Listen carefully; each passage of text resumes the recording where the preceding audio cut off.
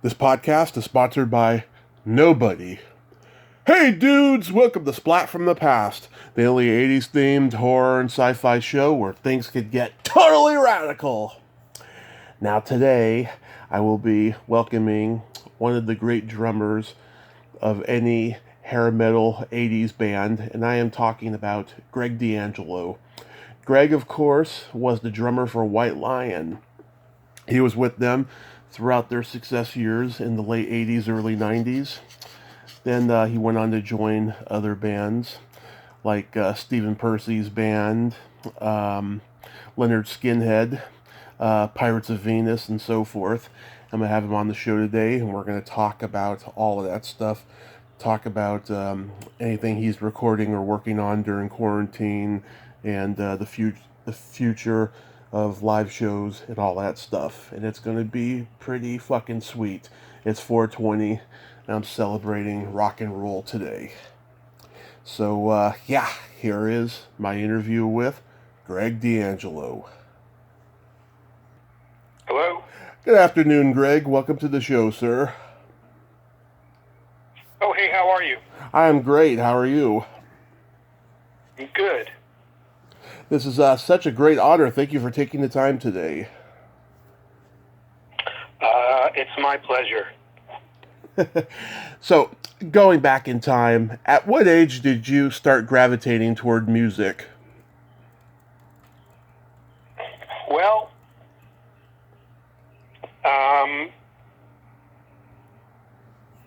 I remember becoming aware of the Beatles at about 5 years old. Mm-hmm. And I remember my dad taking me into Manhattan to buy Abbey Road. First time I went to a record shop. I was lucky. I grew up in New York City in the 70s, and we had a very healthy AM radio program at that point in time. There was a radio station called WABC, and they played a great cross-section of music from, Brownsville Station to Grand Funk Railroad to Chic. So we heard the burgeoning disco scene in New York, and, heard classic rock. They would play, Bad Company, Led Zeppelin, again, Grand Funk, Brownsville Station, and I started buying singles after I got that first Beatles record, Abbey Road. But my childhood home was always filled with music. My parents were always playing different stuff from Frank Sinatra to Stan Kenton. I grew up in a music-rich environment. Yeah. Are drums your only instrument? These days, absolutely not. I play everything that I need to play to do what I need to do. Guitar, bass, keyboards, whatever it takes. Drums is obviously my primary instrument, and did that answer your question? I think it did. Yeah. So you said Abbey Road was the first album. That's not the first album you bought with your own money, right? No, it wasn't the first album I bought with my own money. My dad bought it for me. Mm-hmm. What was the first album you bought with your own money? The first album I bought with my own money was probably Kiss Alive. Oh, that's a good one. Yeah, and that was kind of, I've always said that band was kind of like my transitional drug from, straight music to heavy metal. The package was just perfect. It was, for a kid, it was, the lure of the heavy guitars, with, played by comic book characters. So it was, just the greatest thing to suck a young kid in, and it did me, that's for sure. Yeah, the 70s were just awesome with the live albums, man, with the Who Live at Leeds, Ted Nugent's Double Live Gonzo, UFO Strangers in the Night. There's a lot of great live albums in the 70s. Yeah, those were all records that I got pretty early on. Yeah. Do you remember the first concert you attended? The first concert I attended was, I was really young, and it was happenstance. I went to see Rory Gallagher and Jethro Tull, Robin Trower at Shea Stadium, wow, 1969, and I was like 5 or 6 years old, and they just happened to have a ticket, and and I went with some family members. But after that, I saw the Beach Boys. My parents took me to see the Beach Boys at some parks, but the first time I really made an effort to go see a show was the '77 Alive 2 tour at Madison Square Garden. Oh my God! Well, but Jethro Tull, Robin Trower, and Rory Gallagher. I mean, that's a great eclectic blues show. Yeah, it was, and I didn't really appreciate. I was too young to appreciate it. I was just excited to be at Shea Stadium at that point, honestly. Yeah. But I don't know. Maybe some of it kind of seeped into my bones. Who knows? Yeah, probably. So how does Anthrax happen for you? Did you go to high school with those guys? Anthrax happened. I had a friend, a guitar player friend, who I knew through high school. I don't know if he went to my high school or if I knew him through high school. I think he's a few years older, and he was playing with Scott and Danny Lilker, and they needed a drummer. They were in the studio, and the guy they had wasn't able to do what they needed, so contacted me. I met Scott when he was working, at a job he was working at, and asked me if I wanted to check it out. I went to check it out, and we went down, played with him once, and then went right to the studio and recorded that first set of Anthrax demos that are, I guess, somewhat infamous at this point. Mm-hmm. So you were in the band for just 2 years. Did you leave before or after they got signed? I left before.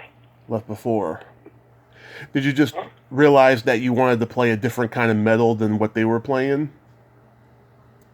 Yeah, that had a lot to do with it. I was a teenager, and I wanted to, get better. And I got an opportunity to play with a really great guitar player in a band called Cities out in one of the suburbs of New York, and that kind of excited me. Yeah. Whenever after being in junior high school and being a Van Halen freak and all that, I wanted somebody that could do that. Yeah, everybody wanted to be in a Van Halen type band by that point. Yeah. Whatever happened to Cities? I guess it just kind of dissolved. I'm really not sure. I didn't really keep up with it. I'm still in touch with the guitar player and the singer every once and again. Nice guys, really nice guys. Yeah. And I know the guitar player's still on Staten Island playing.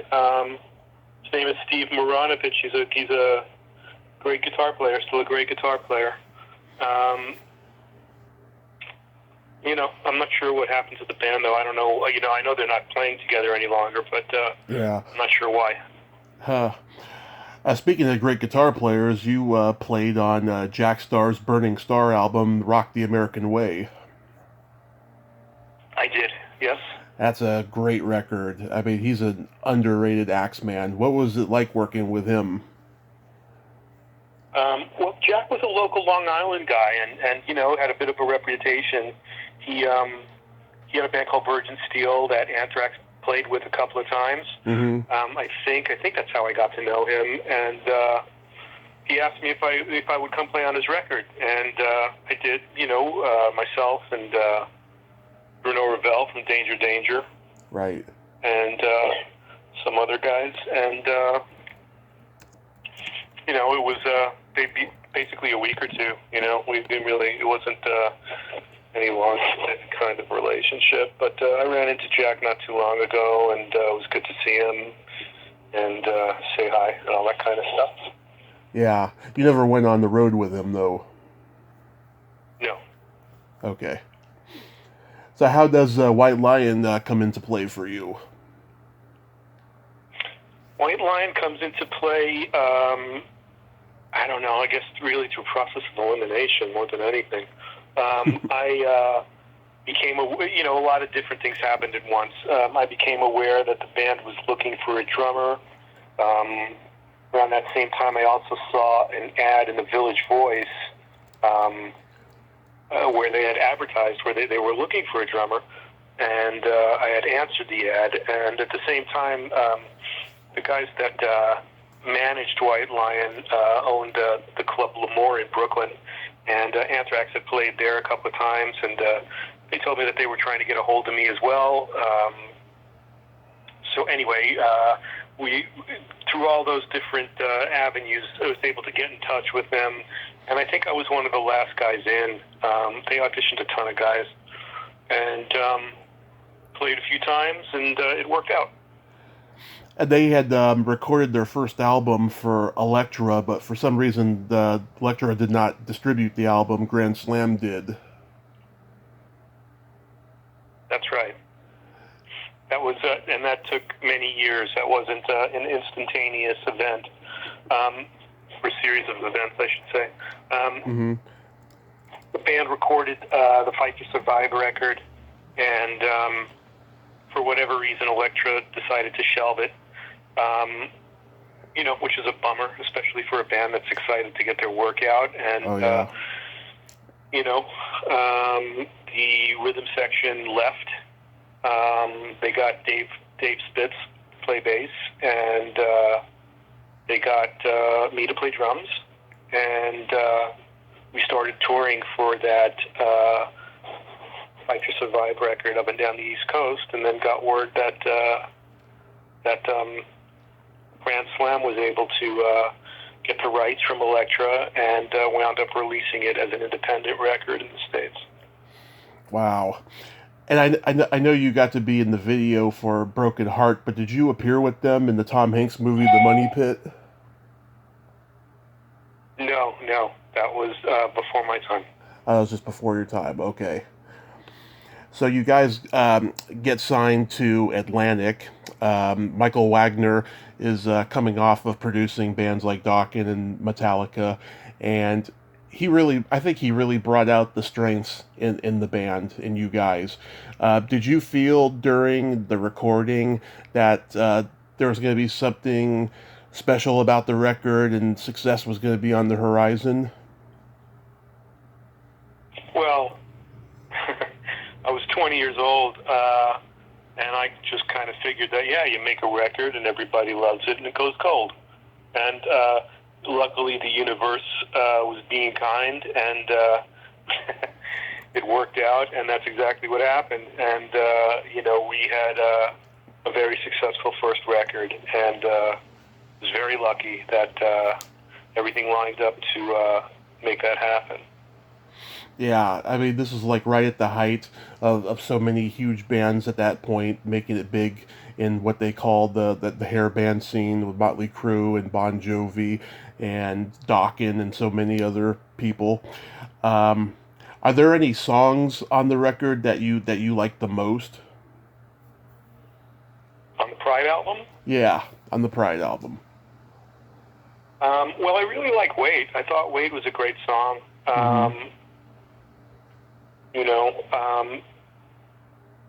That's the kind of stuff I like to play. Those mid-tempo kind of rock songs. Got a little bit of a pop element to it, which I'm somewhat partial to, honestly. What else? What else is on that record, honestly? Gotta think back. I have to kind of When the Children... I can remember the songs on that album. When the Children Cry? Wait is really the standout for me. When the Children Cry. Tell Me was fun. That was a fun track to play. It was all a good time, honestly. There was no negatives. Yeah, I like Lady of the Valley. That's a good one. Oh yeah, Lady of the Valley was a great song, fun to play as well. More epic. That was really kind of more akin to the Fight to Survive days. The band kind of made an effort to write some more accessible songs, let's say. When we did the Pride record, we want something that was going to be friendly. Right. I also like All You Need Is Rock and Roll. That's another good one. Yeah, that's a great song too. We had a lot of fun making that record, making that song. You guys went on a pretty long tour. You guys got to play with legends like Aerosmith, Ozzy, Kiss, Frehley's Comet, AC/DC, Stryper. Any great memories that stand out from playing with those guys? Yeah, there's a lot of great memories I have of those times. The first time we got to play an arena tour with, arena dates back-to-back was supporting Kiss. And, I was always grateful that Gene and Paul decided to take us out and give us that opening slot. Also, the Aerosmith tour was, just blew my mind, really. The fact that we got to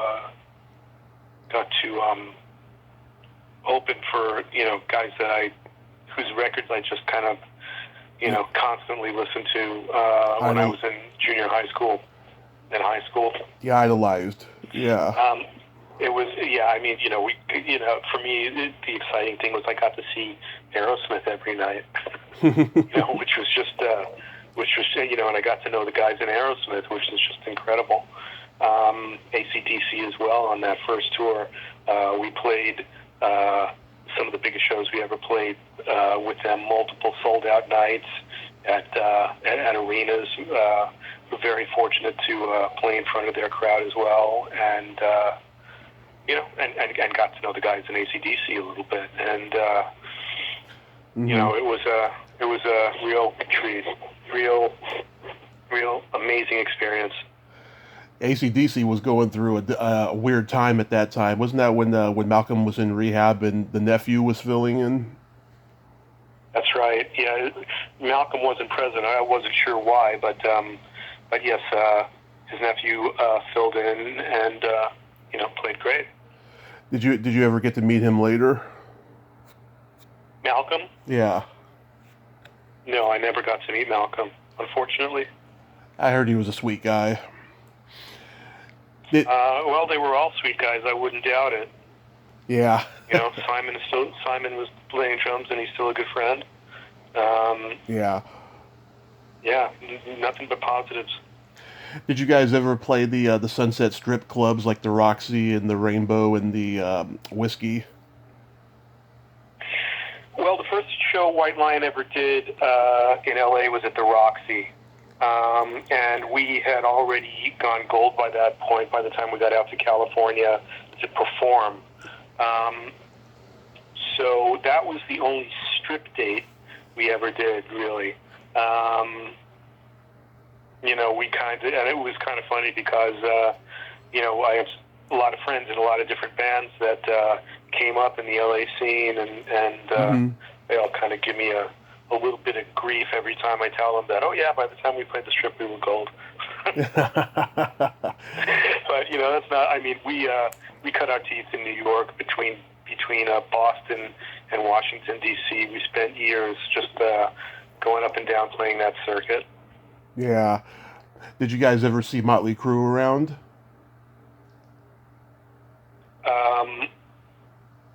Well, by the time we got to L.A., Motley Crue was a worldwide entity, and we would run into them occasionally, but never saw them on the strip or anything like that. Yeah. And did you see that Netflix movie about them? I did. Yeah. I would never want to hang out with those guys. I was like, God, they were out of control. Yeah. Well, you take it as it comes. They were having a good time. Yeah, it was the 80s. So you guys go back. The 80s. You guys go back into the studio for Big Game, but by that point, I can imagine you guys were pretty exhausted from all the touring. Well, we were. we were young. It wasn't like we were so terribly exhausted. I mean, in hindsight, we might have been a little burnt out, but we were pretty much at the top of our game. Right. We had spent a lot of time touring. The muscle memory had definitely kicked in, and we were playing really well together as a band. and really, we just wanted to do whatever we needed to do to make the best record we could. Yeah, I mean, there's some good tracks on that album. I mean, I love the Golden Earrings Radar Love cover. Was that a song that was already in the set list for you guys? Actually, that was a song that we used to kind of jam on when we were sound checking. And it just kind of was always in the back of our minds. And, we wound up working up an arrangement, and it worked out. Yeah, it works out really well, especially for the late '80s. That video is great. Didn't someone famous direct it? Jean Pellerin directed that video. He directed a few of our videos. We had a good relationship with him. And, that was quite a production. It took a few days. Helicopters, cars, actors, actresses, all the cool stuff. All top shelf. Yeah, my friend Jewel Shepard is in the video, and she posted the video on her social media at least once a year. She wears it like a badge of honor. Oh, really? What did she do in the video? She's the sexy girl, in the video. There's a lot of sexy girls in that video. She was brown haired, she's very how should I say, she's got a nice package and everything. Was she playing against any I'm trying to remember. Was she in scenes with me, or was she in the scenes with Vito? I'm trying to remember. It's because it's been so long since I've seen the video. I'm trying to think. What was she in that video? I'll think about it, and I'll get back to you. Okay. Sure. Yeah. Now with Main Attraction, you guys cut ties with Wagner and got Richie Zito, who was hot off of Bad English, Heart, Cheap Trick, Eddie Money, all those people. What made you guys switch producers? Well, Richie kind of pursued us, as well as our, looking for a different producer to do, just to kind of change things up a little bit. I think he came to us through our label, and, when they made us aware that he was interested in working with us, and we read his credits and saw what he was doing and listened to what he was doing, we were like, yeah, that sounds great. Let's give this a shot, Yeah. I think, he was doing very glossy productions at that point and stuff. Which I think is the Richie Zito trademark, and the sound I think turned out pretty well. Was Beau Hill ever an option to produce you guys? Well, I'm sure Beau's name had come up. We were always fans of his records. Still am. I don't know if. And Beau was really a big Atlantic producer, so it would have made a lot of sense for him to be with us. I think that I think he produced Winger, and I think that kind of might have taken him out of the equation. And that's not any reflection on Winger. It's just that you need to kind of create your own identity, especially when you're making records for the same label. Right. And you guys re-recorded "Broken Heart." Where did that? How did that come about? Well, we never stopped playing "Broken Heart," and I think that Mike and Vito kind of felt that the song never really got its due, and wanted to bring it into the current time frame, and and when we had the opportunity to record it with a guy that had a #1 single with Cheap Trick just the year before, and he believed in the song, and and we went for it. I think it came out really well. Mm-hmm. Did you guys tour for that album before you guys split? We did. We did a European tour for the Main Attraction record in 1991. Nice. Who'd you guys play with on that tour? Well, we headlined most of it, and when we got to the UK, we supported Motley Crue. Oh, okay. So you guys did eventually play with them. Yes. And I just put the Radar Love video on. Okay, so Jewel is wearing a white top, white jeans. She's at the pool table while you guys play. Oh, okay. Okay, I know who she is. That's fantastic. Please, please send her my best. Absolutely, yeah. She's doing her Tawny Katane role, as I call it. Right. Yeah, she did a little bit like Tom, didn't she? Well, with her hair, of course, yeah. So you played in other bands like Leonard Skinhead, Pirates of Venus, and of course Stephen Percy's solo band. What were you doing leading up to COVID? Were you recording? Leading up to COVID, I have a band. Two things that I'm doing. I am playing in a band in Carlos Cavazos' band Rough Riot, and with Sean McNabb and Paul Shortino. It's basically the QR3 band with me playing drums. And we were just getting started when lockdown hit, and so we've taken a little bit of a hiatus with that project. And my other band is Legends of Classic Rock, and that's kind of a show band. We play PAX and casinos and cruises and things like that, and it's with Terry Alous from Great White and Sean McNabb from Quiet Riot, Kevin Jones from Ozzy Osbourne's band, and Danny Johnson from Rod Stewart's band, and Steppenwolf. Oh, nice. And we had a solid year booked, and unfortunately, when the lockdown came, we lost a ton of work that we spent a ton of time establishing. So that was really a drag. But things are starting to open up again, and our schedule is starting to fill out. So we're looking forward to getting back to playing with Legends of Classic Rock. And anybody that's interested can come and look at our website. It's simple. It's LOCRBAND.com. So Legends of Classic Rock, but just the first letters, LOCRBAND.com. That's cool. Do you plan on releasing any new music? We just play, it's kind of like a greatest hits band, and we play songs from each of our catalogs, right. And, with big smiles and a lot of fun, Yeah. And, well, I hope you guys get to actually go on the road pretty soon, by this year or next year after all this craziness is over and stuff.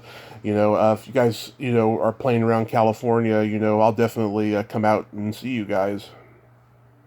Well, that's awesome. Everything will be updated on our website. You can always check there to see where we're playing. And we are looking forward to doing just that. Awesome. Well, Greg, I thank you so much for coming on today, and stay safe out there and have a great rest of your day. Okay, my friend. Thank you very much. My pleasure. Bye-bye. Bye-bye now. Well, there you have it. Greg D Angelo. Ain't he a cool dude? Nice guy. Great stories there about the hair metal scene of the 80s. It was great to talk to him. Well, until next time, this is Tommy Throwback Kovac saying there's no shame in living in the past because the present sucks. Later, dudes.